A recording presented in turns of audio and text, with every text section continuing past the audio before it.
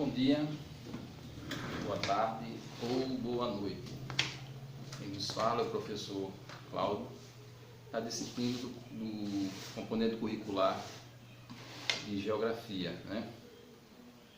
Bem, para dar início a essa breve aula, vamos falar um pouco, rebobinando um pouco dos conceitos sobre o primeiro assunto, a população brasileira, né? A população brasileira foi, como foi falado em sala, ela foi fundamentada em várias outras denominações, como portugueses, espanhóis e alguns europeus de outras etnias aqui, como também o próprio índio e o negro, né? Na página 328 vem falando sobre essa formação do povo brasileiro. Você já pode ter percebido que o Brasil existe pessoas com diversos tipos físicos, cor de cabelo, cor de pele e cor de olhos, né? Além desses aspectos, o modo de falar, de vestir, de se alimentar é muito típico do nosso povo, né? Com isso, há uma palavrinha que se comporta muito bem para essa variação de povos, né? Que o Brasil se adaptou, que é a miscigenação. Essa miscigenação é a interação, também chamada mistura entre os povos de diferentes aspectos culturais. Podemos perceber dentro da nossa cultura existindo outras culturas, outras crenças, né? O Brasil, ele tem essa característica bem diferente dos demais países. Não existe só uma cultura, e sim várias culturas, várias raças, né? Em uma só localidade, ou seja, comunidade, ou seja, estado, ou seja, país, né? O Brasil é isso, é um emaranhado de culturas, de etnias, de raças, de credos. Por isso que o Brasil tem essa diferença e essa harmonia tão apreciada pelo resto do mundo. Já os povos indígenas, né, no conceito da página 329, ele vem falando que o quê? Por volta de 1500, aqui estimava-se que existia, segundo a Fundação Nacional do Índio, a FUNAI, existia de entre 1 e 10 milhões de índios. O que representa isso? Mais de 1000 povos, né? Esses índios tiveram contato com o homem branco, ou seja, com os portugueses e espanhóis, e assim houve confrontos. Uns foram escravizados e outros fugiram para outras localidades. Aqueles que se confrontaram tiveram muitas vidas ceifadas, ou, melhor dizendo, exterminados, né?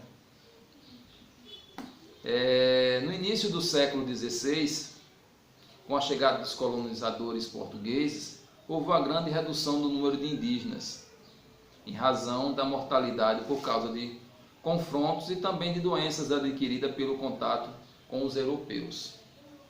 Além das chacinas, né, orquestrada por Portugal para controlar o território, o próprio homem branco trouxe consigo desde uma gripe a outras enfermidades em contato com esses índios que as suas defesas eram poucas, baixas em relação aos portugueses, e com isso começaram a mortandade, né? Ou seja, em 2010, de acordo com o Censo Demográfico, Instituto Brasileiro de Geografia e Estatística, IBGE, vivem no Brasil cerca de 818 mil índios. Isso reduziu muito em relação quando os portugueses chegaram aqui em nosso território. Nessa página 329, vem mostrando a ocupação indígena estimada em 1500 e vem mostrando algumas denominações indígenas e também demonstrando alguns parques e terras indígenas de 2015. Nesses dois mapazinhos vai mostrar qual era a realidade em 1500 e qual foi a realidade de 2015. Houve muita dizimação desses povos, porém muitos ainda persistem, né? Como de fato aqui na nossa região do Alto Sertão nós temos duas tribos bem conhecidas, Jeripancó, tem os Catoquinhos e os Caruazu, ou seja, 3 tribos só na cidade de Pariconha. Temos também na cidade de Água Branca, temos indígenas também em Api e em Canapi, né? Isso vem mostrando um pouco ainda da resistência desses povos. Mas muitos indígenas, eles se escondiam em virtude do homem branco, da perseguição do próprio governo. Já por volta de 1990 a 2000, e começaram a se autodeclarar. Muitas dessas tribos, né, ficavam ocultas, faziam as suas cultura, os seus festejos na madrugada, escondido em terras particulares, para que o governo não ficasse sabendo. Se o governo ficasse sabendo, existia na época represália, principalmente no movimento do regimento militar, né? Essas perseguições ocorreram e teve muitos povos indígenas que deixaram de existir. Aqui também no estado de Alagoas, com as tribos Caetés e outras tribos, hoje só existe o nome, né? Existem alguns resquícios, mas muito pouco, e essa cultura vem deixando de existir a cada ano, né? Já na página 330 vem falando um pouco sobre os povos africanos. Os povos africanos aqui no Brasil se viram de escravos, né? Por mais de 300 anos, esses negros que foram trazidos ao Brasil à força, nos navios tumbeiros, morreram muitos, e muitos também foram perseguidos, e outros também bateram de frente com o sistema e confrontaram a coroa portuguesa, confrontaram os vários governos que aqui tiveram, no sentido de liberdade, né? Nesse sentido, o negro sofreu muito. O Brasil tem essa parcela de culpa com a dizimação de muita gente. Há estudiosos que comprovam que morreram mais negros do que judeus nos campos de concentração da Segunda Guerra Mundial, o famoso Adolf Hitler, né? Mas voltando aqui nesse contexto do livro, vem falando que diferentes povos africanos foram capturados, sobretudo por europeus colonizadores, e trazidos ao Brasil, de maneira forçada para serem escravizados. Entre esses povos estavam os rebolos, mongolos e os benguelas, que distinguiam uns dos outros, tanto físico quanto culturalmente. No livro vem mostrando algumas características que esses povos trouxe para o nosso Brasil e que pode ser apreciado em algumas pessoas, principalmente na região baiana. Você pode ver uma diferenciação do tipo, das características do rosto, forma e postura, e até a mesma questão de altura. Tem uma diferenciação de outras áreas aqui do próprio Nordeste. Os africanos capturados eram transportados ao Brasil em porões, por navio, em condições precárias de higiene e de alimentação. Por isso, muitos deles não resistiam à longa viagem e morriam durante o percurso.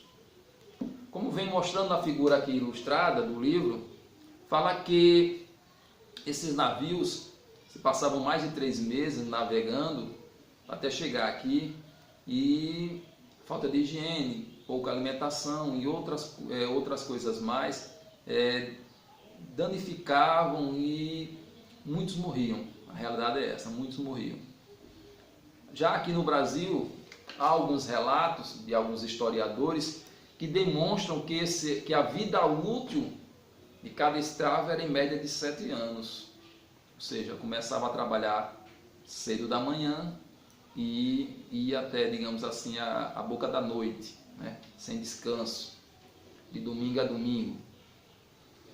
Ao desembarcarem no Brasil, os africanos capturados eram comercializados como escravos para trabalhar no engenho de cana-de-açúcar, nas minas de ouros e diamantes, na lavoura, na construção de moradias, no serviço doméstico, etc. Os homens praticamente iam para a lavoura, né? As mulheres trabalhavam também na colheita, trabalhavam nas casas, cuidavam das crianças dos senhores, e assim iam vivendo a cada dia, né? A liberdade era muito cara para aquela época e muito difícil para esses negros. Mas como se deu essa libertação? Essa libertação se deu através de muita luta, né? E imposição do próprio sistema, que até então o sistema capitalista vinha crescendo no mundo e bateu de frente com o Brasil. O Brasil foi dos últimos países, digamos assim, a dar essa liberdade aos escravos. Por volta de 1850 teve a Lei da Terra, que deu a liberdade, que até então não pertencia a ninguém, essas terras aqui, e sim somente à coroa. Daí surge essa Lei da Terra, volta de 1850, e nisso foi arquitetado algumas famílias, né? Algumas famílias ganharam esses títulos de terras, já arquitetando a abolição dos escravos em 1888. Ou seja, o governo dá essa concessão de terras para as famílias nobres, enquanto isso liberta os escravos. Mas só que, diferentemente dos Estados Unidos, os Estados Unidos deram uma concessão de terra, ou seja, um pedaço de terra e um animal, para que ali aqueles negros conseguissem subsistir. Já no Brasil não, simplesmente foram libertos, né? E deixaram viver amínguas aí, né? E enquanto isso, em muitas regiões os negros não podiam adquirir terras, era proibido. Com isso surge também, tanto dentro da própria escravatura, quanto pós-escravatura, os quilombos, né? Muitos africanos escravizaram, fugiram do trabalho forçado e dos maus tratos que recebiam dos seus donos, e escapavam e se escondiam em lugares isolados. Com o passar dos anos, se tornaram comunidade chamada de quilombola. Com a escravização dos índios, né, só rebobinando um pouquinho, houve muito problema desses senhores não conseguirem domesticar os índios, porque os índios conheciam o território. Por isso a grande importância da geografia, de demonstrar e de conhecer o território. Os negros foi diferente, não sabiam, não conheciam o território brasileiro. Por isso ficava mais difícil de arquitetar uma fuga, mas mesmo assim muitos tiveram essa ousadia, essa vontade de viver, e conseguiam correr e se esconder dentro das matas. Muitos conseguiram, muitos se declararam heróis para a raça negra, o famoso Zumbi dos Palmares. Tivemos também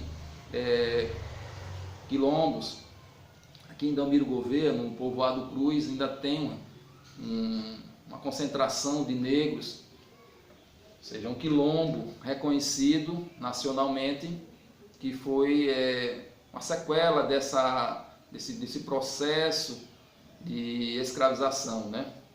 Muitos desses quilombos, ao longo do tempo, tornaram-se comunidade, que atualmente são chamados de descendentes dos africanos escravizados.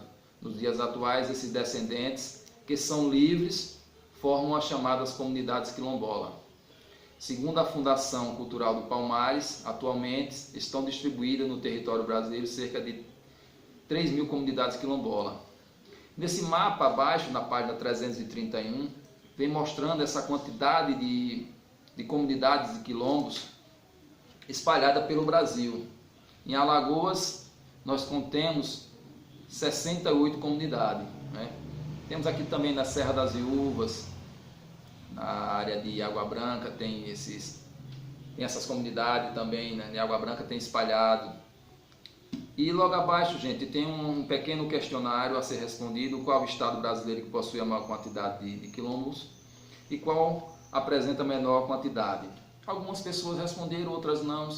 Vamos tentar responder esses questionários para que podemos dar continuidade aos nossos estudos.